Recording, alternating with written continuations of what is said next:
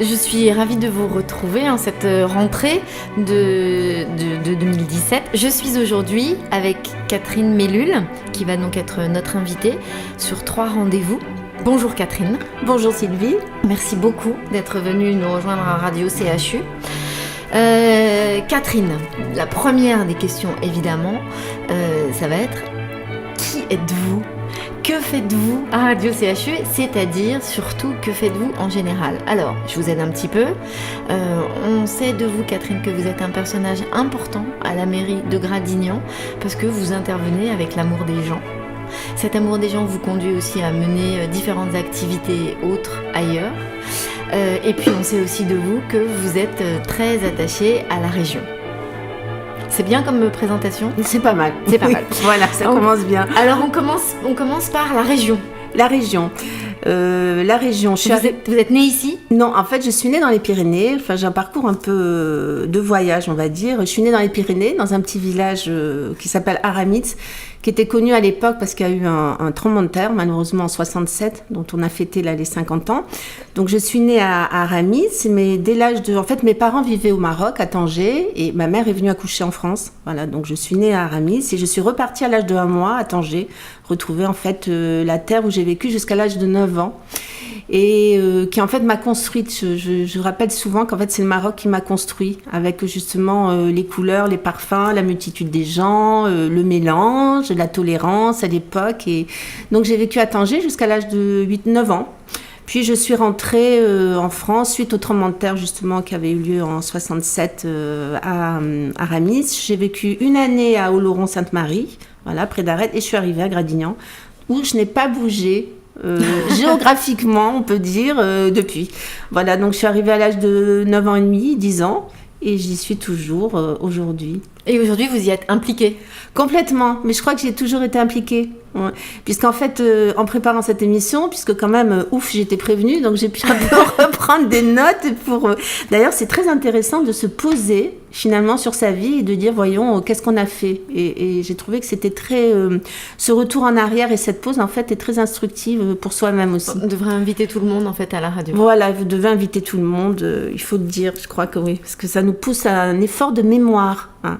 Et ben, en fait, le souvenir qui m'est venu, c'est que dès l'âge de... J'étais en CM2, en fait, et j'étais dans une école qui, en fait, impliquait un autre mode d'éducation, un peu méthode freinée. Hein. Et en fait, j'avais été élue présidente de la coopérative à cette époque. Voilà. Vous aviez déjà le goût de l'engagement, ouais, c'est incroyable. Peut-être de la combativité aussi, voilà. On pourrait dire ça ? Combativité, j'aime pas trop ce terme en fait. Vous diriez quoi ? Engagement et enthousiasme pour faire bouger les choses. Voilà, combativité, même s'il faut parfois s'accrocher, il y a quelque chose qui me... Combativité, voilà. Je préfère enthousiasme et puis volonté de faire bouger les choses. Et à la mairie de Gradignan, depuis combien de temps ? Alors à la mairie de Gradignan, j'y suis arrivée en 95. Voilà, en 94, j'ai eu la surprise et l'émotion forte d'avoir une lettre dans mon courrier où le maire de l'époque, René Canivin, voilà, m'invitait à venir participer à une réunion pour monter la liste municipale. Voilà, donc c'est comme ça que je me suis retrouvée dans la vie locale et j'y suis toujours et où j'ai pu faire bouger des choses. Oui. En quoi consiste votre rôle à la mairie aujourd'hui ? Alors j'ai commencé en 95 comme conseillère municipale, tout de suite impliquée dans l'action sociale. Et c'est souvent les femmes qui sont impliquées dans l'action sociale, je remarque. Bon voilà, il y a quelques hommes, mais si on devait prendre finalement la liste, je crois qu'il y a plus de femmes que d'hommes. Il faudrait peut-être un peu changer les choses là. Et j'étais ensuite, donc premier mandat conseillère municipale, deuxième mandat adjointe au maire, troisième et quatrième mandat, première adjointe au maire du maire actuel, Michel Labardin. Qu'est-ce que vous aimez dans cette fonction ? Qu'est-ce que j'aime dans cette fonction ? Oh là là, c'est d'abord l'engagement. Voilà, l'engagement, la proximité avec la population, le fait de pouvoir faire bouger des choses, quand même pas autant qu'on pourrait, mais on a quand même les moyens de faire bouger des choses. Voilà, c'est tout ce côté, et puis l'implication dans la vie locale. Je pense que le mandat municipal est vraiment celui qui permet d'être au plus près du terrain et de la réalité des choses qu'on fait bouger. Vous croyez plus dans la concrétisation du projet au bout de la rue que du projet national, du projet régional ? Tout est lié en fait, hein. Tout est lié, mais disons que c'est peut-être une échelle où on va tout de suite voir les résultats de son application, mais tout est lié. J'ai appris avec le fil des années la complexité de ce monde. Voilà. Et c'est pas peu dire. Où on arrive débordant d'énergie en se disant on va faire bouger, puis finalement tout n'est pas si simple parce qu'on doit tenir compte de tout le monde, voilà, et que la vie des uns n'est pas forcément la vie des autres et qu'on doit, nous, en tant qu'élus, être dans la juste voie.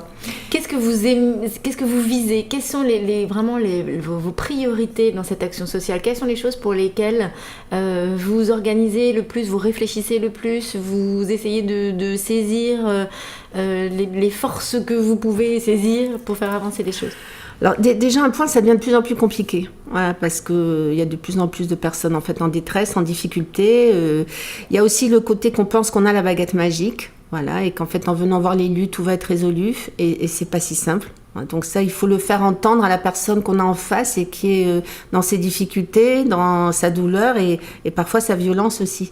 C'est ça qui a changé par rapport au tout début, le début de mon engagement. Je trouve qu'on est confronté à des situations beaucoup plus difficiles qui reflètent en fait le monde et son évolution malheureusement, hein.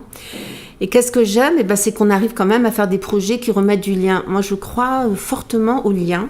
Voilà, et au fait de se rendre compte que l'autre est différent, mais a aussi ses difficultés, qu'en fait, on peut tous, dans une énergie commune, s'aider.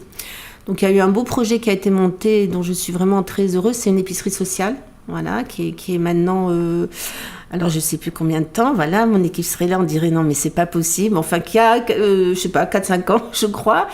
Et dont le projet a été vraiment, vraiment réfléchi sur le fait. Alors, une épicerie sociale, c'est permettre à des personnes qui sont en difficulté de venir, en fait, acheter de la nourriture à un prix vraiment moindre que celui qui est dans le commerce. Après être passé en commission et après que le dossier soit examiné et que la personne ait droit à l'accès à l'épicerie. Mais on a beaucoup travaillé sur le lien qu'allait mettre en place cette épicerie et donc sur le fait de mettre des ateliers. Et d'une obligation pour les personnes de venir aux ateliers au moins une fois par mois. Et en fait, ça marche génial. Et donc, on fait une ouverture culturelle sur la ville. Par exemple, là, on a le salon Lire en Poche ce week-end. Et il y a tous les bénéficiaires qui vont aller en ouverture du salon vendredi, faire le tour des stands, rencontrer des auteurs, acheter des livres aussi avec une aide qu'on leur apporte financièrement.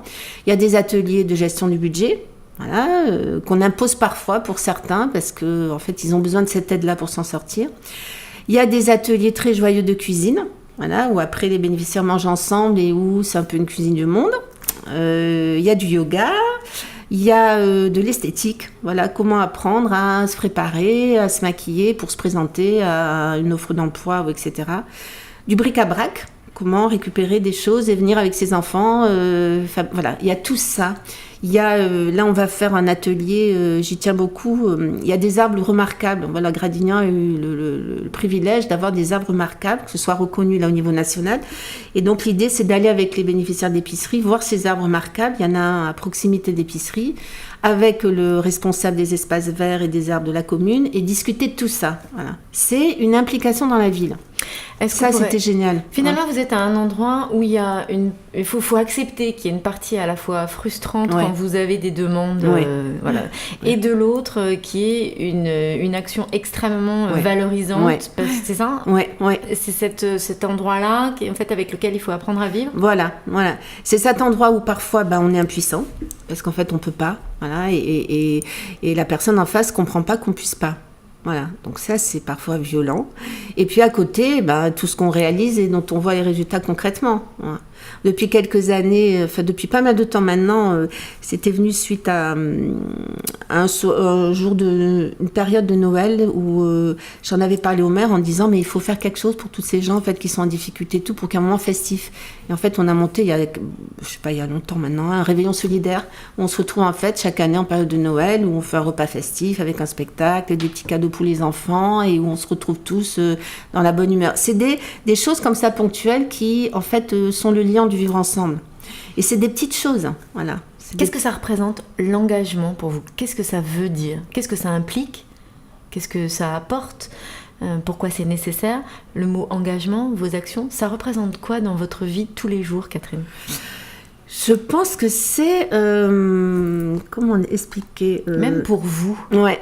Ben, c'est une partie importante. Voilà, je ne me verrais pas bien installée dans ma vie sans en fait peut-être redonner aux autres ce que moi j'ai eu la chance d'avoir. Ça dit depuis toujours. De toute manière, je crois que je suis née comme ça. En fait, je crois qu'on arrive quand même avec un bagage, et je l'avais celui-là. Voilà, je me rappelle déjà au Maroc, quand je suis arrivée ici, toujours avoir envie d'aller apporter un peu du soutien et du partage. En fait, c'est du partage. On va s'écouter un petit extrait marocain. Comme ça, on va se mettre dans l'ambiance pour vous écouter, Catherine.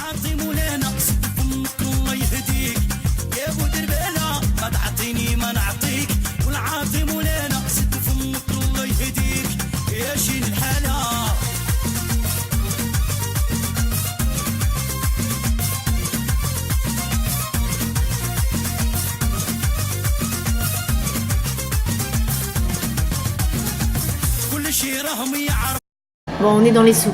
On est dans les souks. Vous pouvez continuer. J'aime bien l'idée du souk, moi. C'est-à-dire ce mélange, je me rends compte que j'adore l'idée du souk. En fait, un peu, entre guillemets, bordel, mais organisé. Voilà, de rencontres, de mélanges, d'odeurs, d'envie, d'enthousiasme. J'adore ça. Dans l'engagement, il y a ça ? Oui. Enfin, moi, oui. Oui. L'engagement, c'est la capacité à mélanger ? Oui, pour moi, oui. Oui, à être réactif, à pas forcément être dans les normes.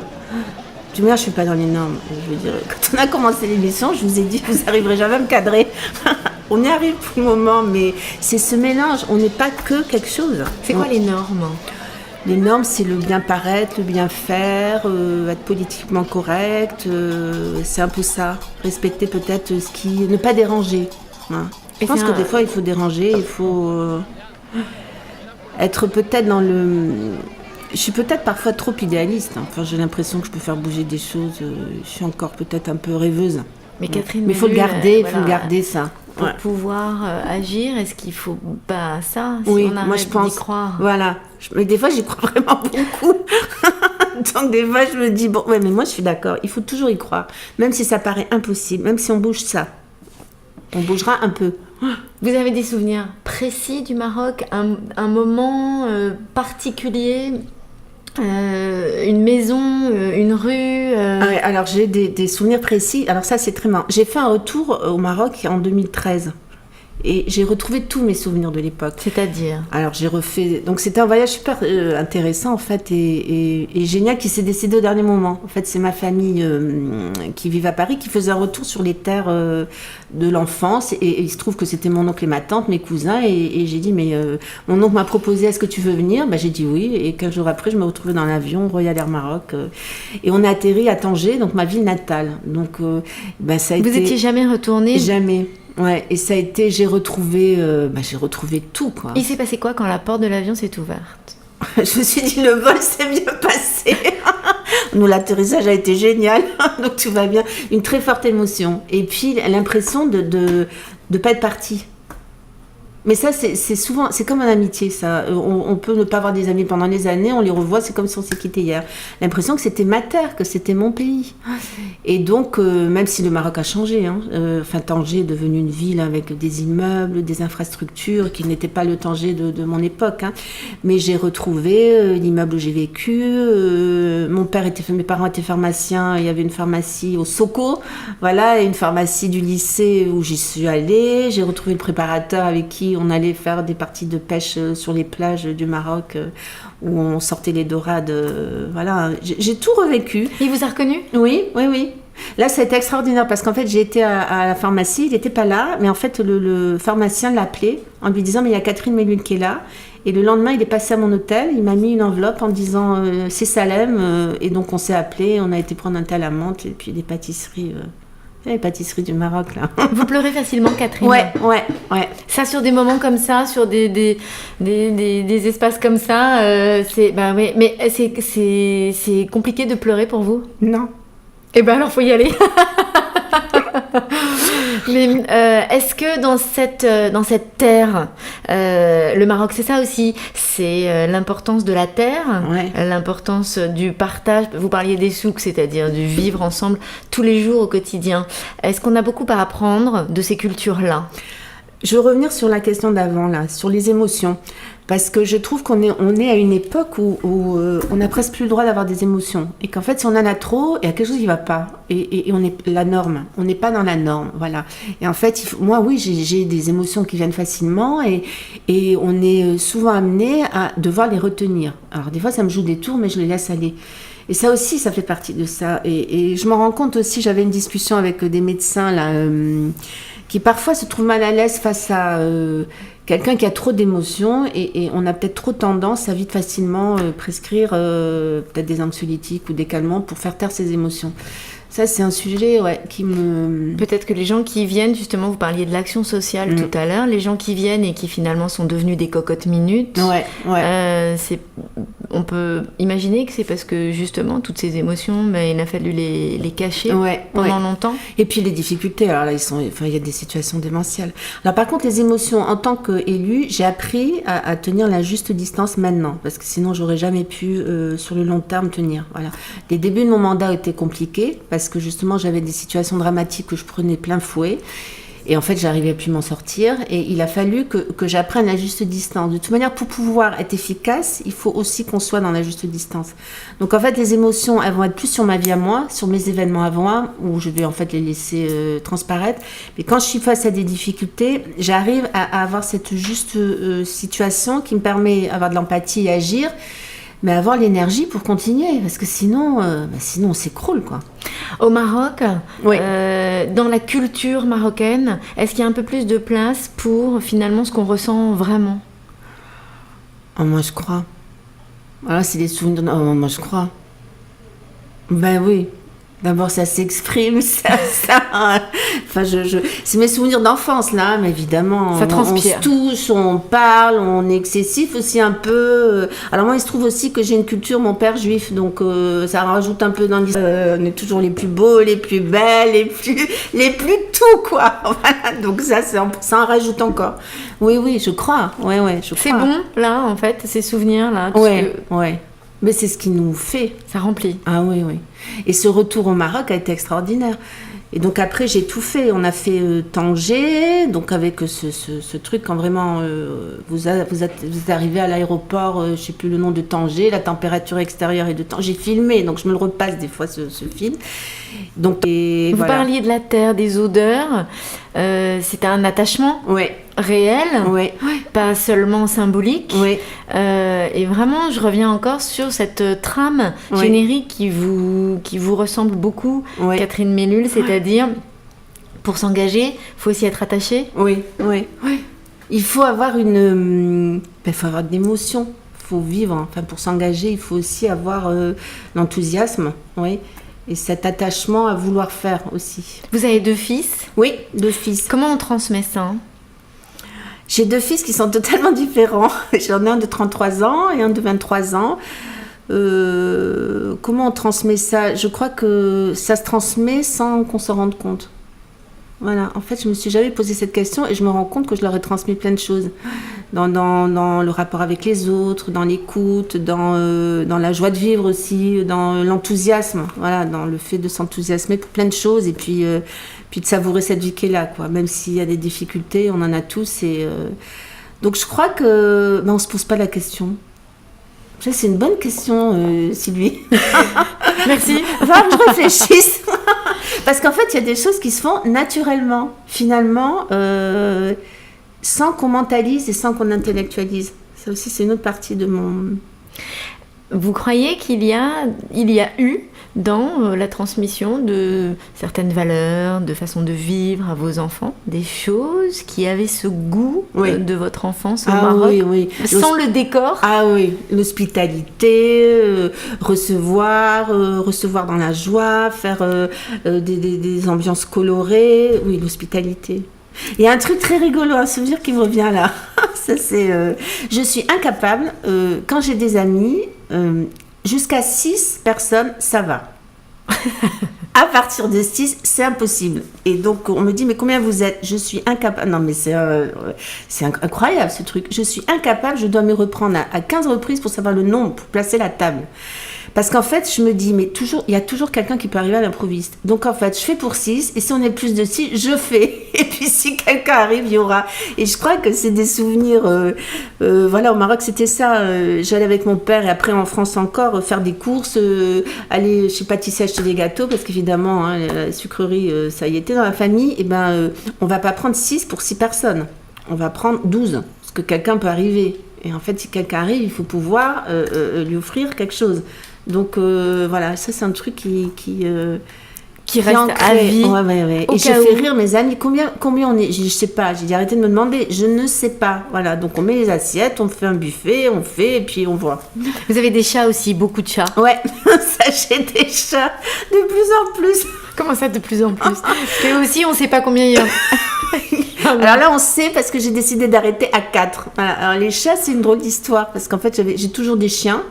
Mais en fait, ce qui explique peut-être les chats, c'est que j'ai vécu au Maroc, mais mes grands-parents avaient une ferme dans les Pyrénées, voilà, à Arrête.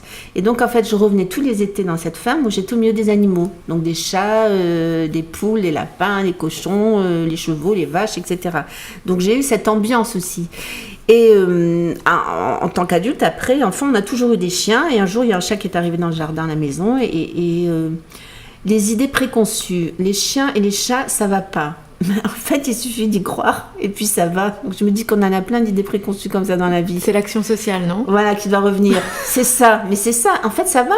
Il suffit simplement de se faire confiance et puis de faire en sorte que ça aille, de prendre le temps. Et ça va très bien. Donc la première expérience a été comme ça. Malheureusement, il est mort, il a mangé quelque chose qui l'a empoisonné. Et puis ça m'a beaucoup touchée parce qu'en fait, je m'étais vachement attachée à ce chat et à découvrir le fait d'avoir un chat dans une maison, ce que ça amène. Ça paraît fou. Les gens qui n'ont pas de chat vont pas comprendre. Ils vont se dire, mais elle est complètement tapée. Alors non. Essayez de leur expliquer. C'est du calme. Voilà, c'est une présence absolue. C'est ce calme, cette présence et cette complicité. Ouais. Autant qu'un chien, quoi. On pense qu'il y a que le chien, mais le chat, c'est extraordinaire. Et ensuite, je me suis dit, on a voulu m'en donner un autre, mais ça n'a pas collé, parce que les chats, c'est comme... donc, je ne l'ai pas pris. Et je me suis dit, s'il y en a un autre qui arrive, il arrivera dans le jardin. Et en fait, j'ai dit tellement fort qu'il y en a 3 qui sont arrivés. Donc, en fait, j'ai gardé les 3. Et puis là, il y en a un autre qui est arrivé, un an après, donc j'en ai 4. Et que j'ai gardé, et il y en a un 5e, mais que j'ai pas gardé. En fait, j'ai pas gardé parce que je crois que ça inquiète mon fils le plus jeune qui se dit non mais maman, tu vas pas rester qu'avec des chats. Je crois qu'il a vu sa mère finir complètement névrosée au milieu de chats. Je me suis dit bon allez j'arrête, 4 c'est bon. Mais en même temps vous avez un peu d'espace, donc vous n'êtes pas non plus avec tous ces chats sur vos genoux. Non, ils sont assez libres. J'ai un grand jardin, ils sont dehors et tout bien sûr. Ouais. C'est plus dans un cadre finalement assez de liberté. Ouais. Comme vous. Ouais. Ils sont libres, vos chats. Oui, ils sont libres. Oui, autant que peu. Ouais, ils sont libres. Catherine, on va se retrouver demain. Oui, très bien. On va continuer à discuter parce qu'il y a encore beaucoup d'autres choses à raconter sur tout ce que vous faites. Demain, on va parler de peinture. Ah oui. Oui. Ça, c'est un pan très important dans votre vie. Qui est lié aussi avec mon engagement, on en parlera. Tout à fait. Ouais. Merci d'être venue et puis merci. À demain, Catherine. À demain, merci. Au revoir.